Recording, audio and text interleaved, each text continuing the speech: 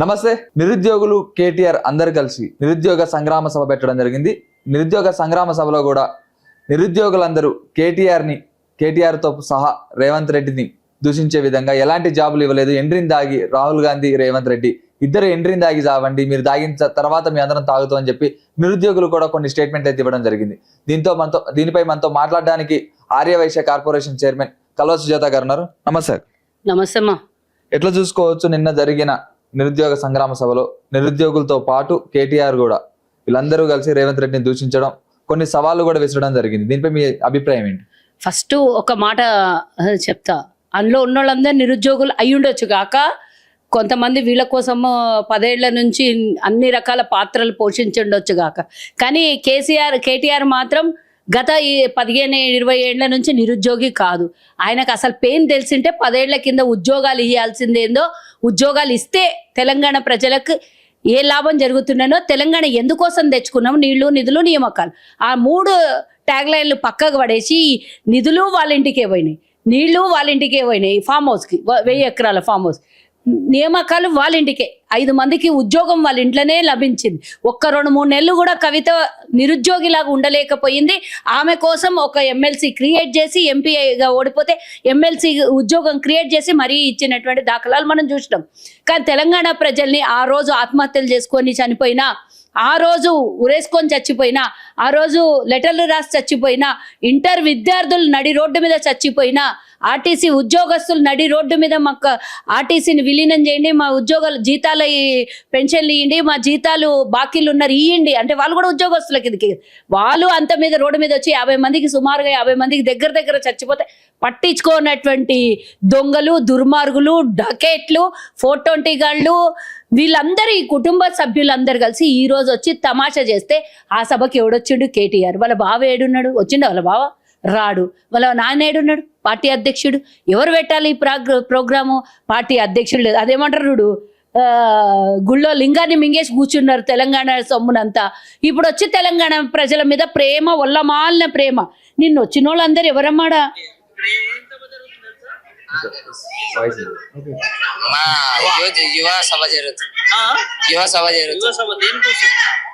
Inter విద్యార్థుల కంట స్కూళ్ళ బస్సు కాలేజీలలో పోయి బస్సులలో తరలించారు. ఇంటర్ విద్యార్థులు 16 ఏళ్ల పోరగాళ్ళు ఉద్యోగం లేదని వచ్చినారు. ఇంకో వీడియో చూపిస్తా.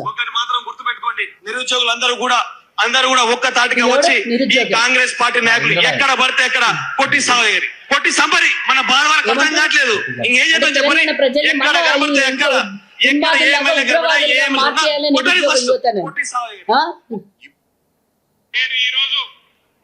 ఈ ఉద్యోగాల నియామకాలు కావా? ఎన్ని వేల మంది మా తమ్ముళ్ళు చెల్లెల సాక్షిగా సవాల్ చేస్తా ఉన్నారు రేవంత్ రెడ్డి. 70,000 ఉద్యోగాలు నువ్వు ఇచ్చినట్టు నోటిఫికేషన్. అరే బడవా, 70,000 ఉద్యోగాలు నియామకాలు రేవంత్ రెడ్డి ఇచ్చింది. నీకు బుద్ధి జ్ఞానం ఉంటాయి కదా, నువ్వు రాజీనామా చేస్తావంటే తెలంగాణ ప్రజలు ఓడన్నా నమ్ముతాడా? నీకు తెలుసు అది నియామక పత్రాలు ఇచ్చింది 70,000 మందికి అని తెలుసు. మేము రుజువు చేసినా నీకు దమ్ము లేదు. ఏదో ఒక వంక పెట్టుకొని దాన్ని తప్పించుకునాలని 70,000 మందికి తీసుకొని వచ్చి మేము ఎల్బీ స్టేడియంలో కానీ, ఇంకా అంతకు పెద్దది ఉప్పల్ స్టేడియమే కానీ, నువ్వు పెట్టినటువంటి సభలో ఉప్పల్ స్టేడియమే కానీ, లేకపోతే ఇంకో స్టేడియం, ఇంకా ఏదన్నా 70,000 మందిని పట్టేటంత సభ పెడదాం రా. నియామకాలు ఎవరు పత్రాలు ఇచ్చిండ్రో చూపిద్దాం. 70,000 మందికి నియామకాలు ఎవరు ఇచ్చిండ్రో చూపిద్దాం. దానికి మేము రాజీనామాలు చేస్తాము. మేము రేవంత్ రెడ్డిని ఇష్టం వచ్చినట్లు మాట్లాడతాం. సిగ్గులేని బద్మాషులారా, 10 ఏళ్ళు మీకు అవకాశం ఇస్తే 30,000 ఉద్యోగాలు అంటే ఉద్యోగాలు భర్తీ చేయలేదు. ఆడ మోడీ చెప్తాడు చూడు, పకోడీలు వేసేటోనికి కూడా ఉద్యోగం నేనే ఇచ్చినారు. ప్రైవేట్ సంస్థలలో ఉద్యోగాలు తెచ్చుకున్న వాళ్ళందరినీ 1,50,000 ఉద్యోగాలు ఇచ్చిన మేమే చెప్పుకొని తిరిగిన బద్మాషులు ఈరోజు రేవంత్ రెడ్డి మీద, తెలంగాణ ప్రజల మీద మరోసారి పగబట్టి కషితోని ఈరోజు కొంతమందిని రెచ్చగొట్టి అక్కడ తీసుకొని వచ్చారు. ఆయన పక్కన కూర్చున్న పిల్ల ధర్నాలు చేస్తుంది ఆమెనే, నిరుద్యోగి ఆమెనే. మనకు గచ్చిబౌలి స్టేడియం కాడ ధర్నా చేస్తే ఆమెనే ఉంటుంది. అన్ని చోట్ల ధర్నాలు చేస్తే చివరికి నిన్న నిరుద్యోగ యువతి కూడా కేటీఆర్ పక్కన కూర్చున్న ఇటు పక్కనేమో గెల్లి ఆస్మా కూడా, ఇంకొక అమ్మాయి ఉంది చూడు, సింధునేనా అమ్మాయి ఎవరో తెలియదు నాకు. మొత్తానికైతే ఎప్పటికీ ప్రతిదీ ఏ కార్యక్రమం చేసినా ఆమె అన్ని రకాల పాత్రలు పోషిస్తుంటది.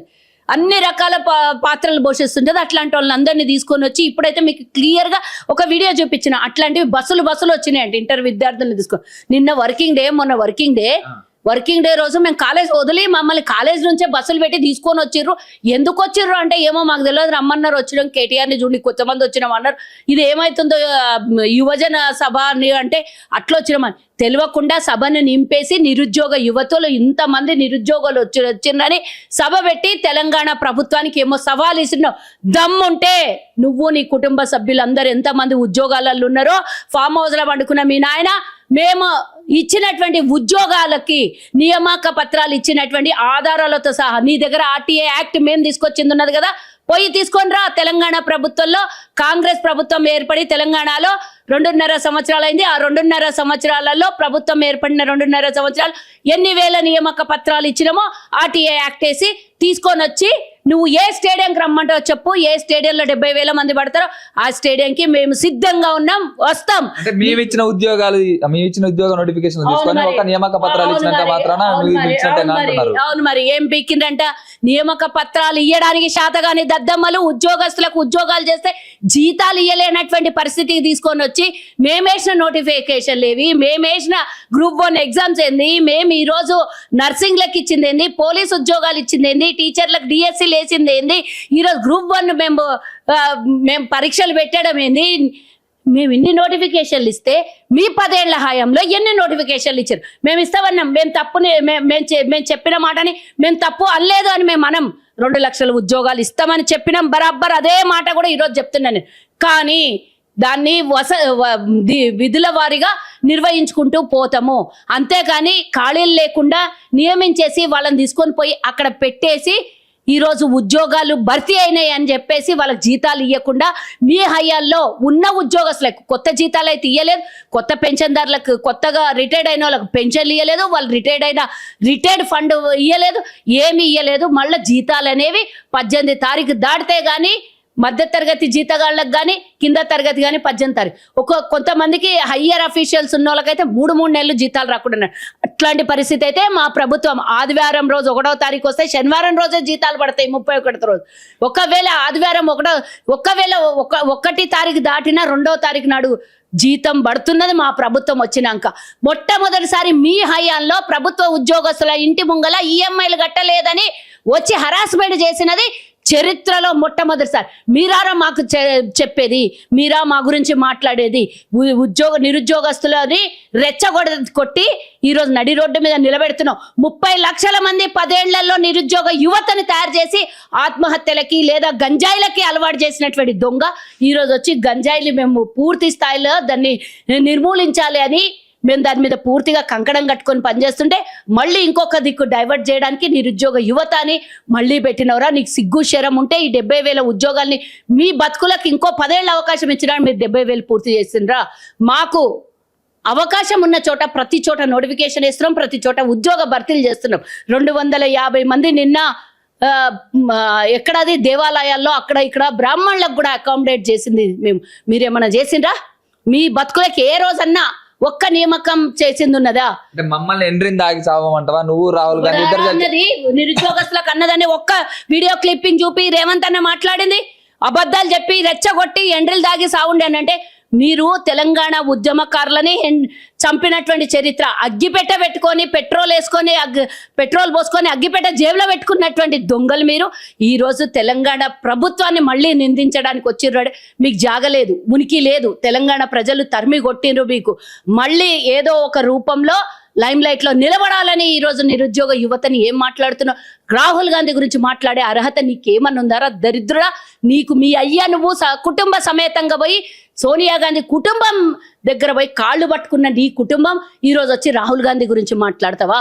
రాహుల్ గాంధీ ఈరోజు నీలాగా పదవుల కోసం పాకులాడలేదు. 2 సార్లు ప్రధానమంత్రి అవకాశం వచ్చిన ప్రధానమంత్రి పదవిని కూడా పూచి పుల్లతో పక్కకు పెట్టినటువంటి వ్యక్తి రాహుల్ గాంధీ. ఈరోజు దేశం మొత్తంలో ఎవ్వరు కూడా పాదయాత్ర చెయ్యనటువంటి వాళ్ళు దేశం మొత్తం రాహుల్ గాంధీ యువతను మేల్కొల్పి యువతను అవేర్నెస్ తెచ్చి యువతనే జీవితము, యువతనే మన భారతదేశం పౌరులు అని ఆయన ఈరోజు కాలికి బల్పం కట్టుకొని తిరిగి దేశం మొత్తం ఆయన అందరినీ మేల్కొల్పుతుంటే నీకు దమ్ముంటే కేంద్రంలో బీజేపీ ఇస్తాన్న 2 కోట్ల ఉద్యోగాలు ఏమైనాయని దమ్మున్నోనివైతే నువ్వు వాళ్ళ మీద ధర్నా చేయి, మా మీద ధర్నా చేస్తావు. నువ్వు వాళ్ళ మీద ఆర్టీ యాక్ట్ అయ్యి మన తెలంగాణకి 2 కోట్ల ఉద్యోగాలు ఇంటూ 12 సంవత్సరాలు 24 కోట్లు నా తెలంగాణ వాటా ఎంత అని దమ్మున్నోనివైతే వాళ్ళ మీద చెయ్యి, మా మీద చేస్తావు. నీకు సిగ్గు శరం ఉందా?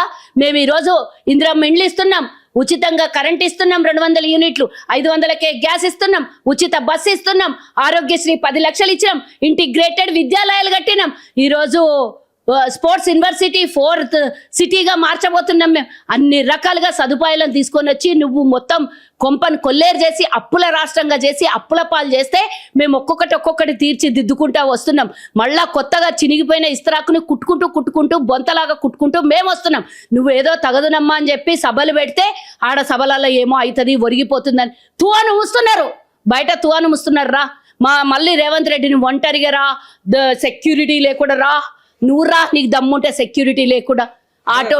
రాహుల్ గాంధీ ఇంతకు ముందు ఎలక్షన్స్ టైంలో కూడా నిరుద్యోగులందరిని వాడుకున్నాడు. దమ్ముంటే ఇప్పుడు అశోక్ నగర్కి వచ్చేంత దమ్ముందా అని చెప్పి నిరుద్యోగులందరూ ప్రశ్నిస్తున్నారు. మాకు అండగా కేటీఆర్ ఉన్నాడని చెప్పి కూడా నిరుద్యోగులు చెప్తున్నటువంటి పరిస్థితి, సభలో కూడా మాట్లాడిన సందర్భం కూడా మనం చూస్తున్నాం. ఏం చెప్తారు దీనిపై మీ స్పందన ఏంటి?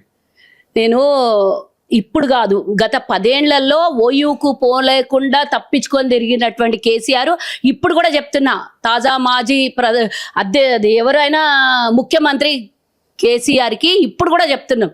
ఇప్పుడంటే ముఖ్యమంత్రి గారు అధికారంలో ఉన్నాడు, తప్పకుండా ప్రొటెక్షన్ కావాల్సి వస్తుంది. రాష్ట్ర ప్రజలకి ఆయన తండ్రి స్థానంలో ఉన్నాడు కాబట్టి ఆయనకు ప్రొటెక్షన్ కావాల్సి వస్తుంది. అయినా రేవంత్ రెడ్డి దాకా ఎందుకు దరిద్రుడా, మీ నాయనని నువ్వు రాసాయి వితౌట్ సెక్యూరిటీ ఓయూకురా, చూద్దాం. రేవంత్ రెడ్డిని తర్వాత పిలుద్దాం, నువ్వు రా వితౌట్ సెక్యూరిటీ రా, ఒక్కొనివే రా, చూద్దాం. నీ బావ నువ్వు ఇద్దరు కలిసి రండి, మీ నాయన ముగ్గురు కలిసి ఒకటే కార్లో రండి ఓయికి, దమ్ముంట రండి. తర్వాత రేవంత్ రెడ్డికి సవాల్ ఇస్తురుదు కానీ దమ్మున్న రేవంత్ రెడ్డి కాబట్టి ఓయూలో పోయి సభ పెట్టిండు. మీ నాయనకు ఓయూ గేట్లకు కాలు పెట్టేటంత దమ్ము మీ నాయనకు లేకుండే. నువ్వు ఈరోజు మాట్లాడతావు, నువ్వు రాహుల్ గాంధీ గారి గురించి మాట్లాడే అర్హత నీకున్నదా? ఏం మాట్లాడతావు రాహుల్ గాంధీ గురించి? తిన్నిటి వాసాలు మీ అయ్య చేసిన కుంభకోణం కాంగ్రెస్ హయాంలోనే, సహారా కుంభకోణం బిడ్డ గుర్తుంచుకో. ఇవన్నీ చేసినాయన్నీ తప్పించుకొని లక్షల కోట్లు తెలంగాణవి, లక్షల కోట్లు కేంద్రంలో అధికారంలో ఉన్నప్పుడు దోపిడీ చేసిన పైసలన్నీ మీ దగ్గర తెగ బలిసి కొట్టుకొని చేస్తున్నారు. ఆ డబ్బు అరిగిపోయిందాక ఇట్లాంటి అహంకారాలు ఇట్లాంటి కౌరాలు తగ్గనట్టున్నాయి. ఆ కౌరం ఉంచడానికి తెలంగాణ ప్రజలు ఆల్రెడీ 2-3 సార్లు లోకల్ బాడీ ఎలక్షన్లలో బొందబెట్టిరు, మున్సిపల్ ఎలక్షన్లలో బొందబెట్టిండ్రు, బై ఎలక్షన్లలో బొందబెట్టిరు, ఎంపీ ఎలక్షన్లలో బొందబెట్టిండ్రు, 23 సాధారణ అసెంబ్లీ ఎన్నికలలో బొందబెట్టిండ్రు. ఇంకా సిగ్గు లేకుండా మా నాయన ప్రధానమంత్రి అవుతుండే, మా నాయన మళ్ళా 3వసారి రేవంత్ అన్న మాట్లాడిన అన్ని మళ్ళీ కాపీ పేస్ట్ చేస్తాడు. సొక్కమైనోనికి డైలాగులు రావు కాబట్టి రేవంత్ అన్న ఇసిరిన సవాల్కి మళ్ళా సేమ్ కాపీ పేస్ట్ చేసి మనిషి చేయండి అంతే. డైలాగులు రేవంత్ అన్నది కాపీ చేసిండు. దొంగ నీకు కాపీలు తప్పించి డూప్లికేట్లు తప్పించి ఒరిజినాలిటీలోకి రా, ఒరిజినల్ నువ్వేందో రా. రేవంత్ అన్నకు ఇప్పటిదాకా ఒక లెక్క, రేపటి నుంచి ఇంకో లెక్క, 1కి 100 అని రేవంత్ అన్న ఛాలెంజ్ చేసిండు కదా. అట్లా ఏమన్నా దమ్ము ఉంటే కొత్త డైలాగ్తో రా. పాత డైలాగులు పాత పడిపోయినాయి, కొత్త డైలాగులతో రా. రాహుల్ గాంధీ నన్ను చూడు బిడ్డ, కాళ్ళు చేతులు ఇరగొడతారు. భారతదేశంలో అభిమానులు ఉన్నారు, కాంగ్రెస్ అభిమానులు, యువత రాహుల్ గాంధీ వెనకాల ఉన్నారు. నువ్వేమని వాళ్ళందరినీ రెచ్చగొడుతున్నారా?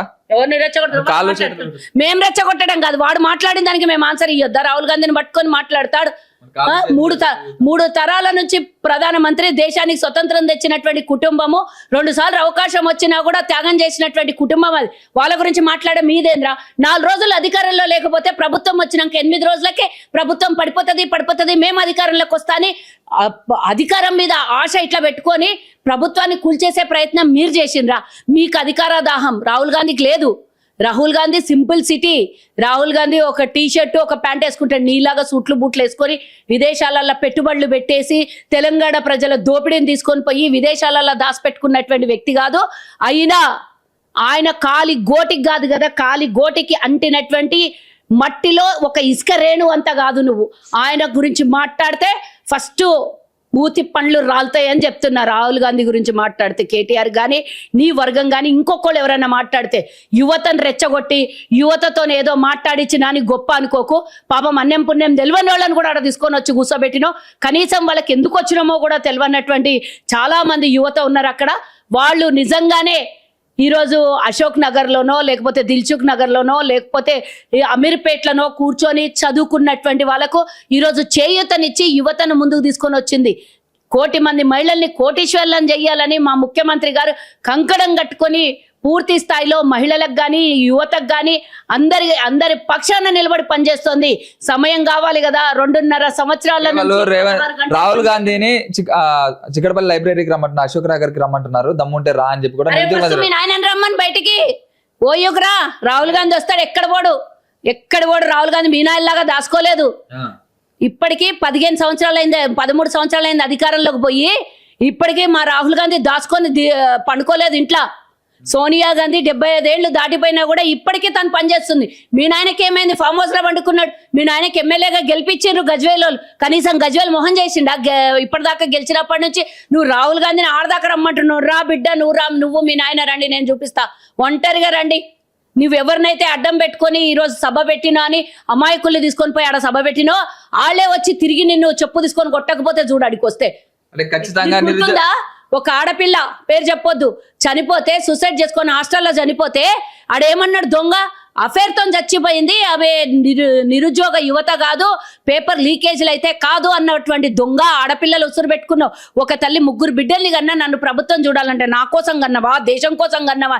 అహంకారమైనటువంటి దొంగ వీడొచ్చి యువత గురించి, ఆడపిల్లల గురించి, మనుషుల గురించి, రాష్ట్రం గురించి, బాగోగుల గురించి మాట్లాడతాడంటే ఎవరన్నా నీ సొంత లాభం కోసం.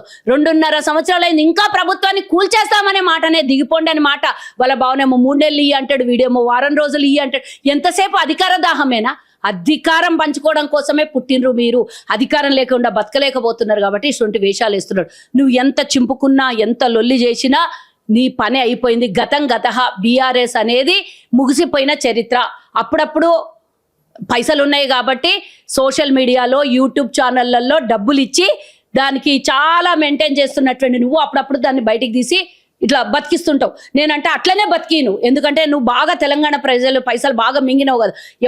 ఎవరికన్నా ఏ రూపంలోనన్నా నువ్వు దొబ్బినటువంటి డబ్బుని తెలంగాణ ప్రజలకు ముట్టాలి, బత్తెల చేసి పంపించాలి తెలంగాణ ప్రజలు బట్టలిప్పి.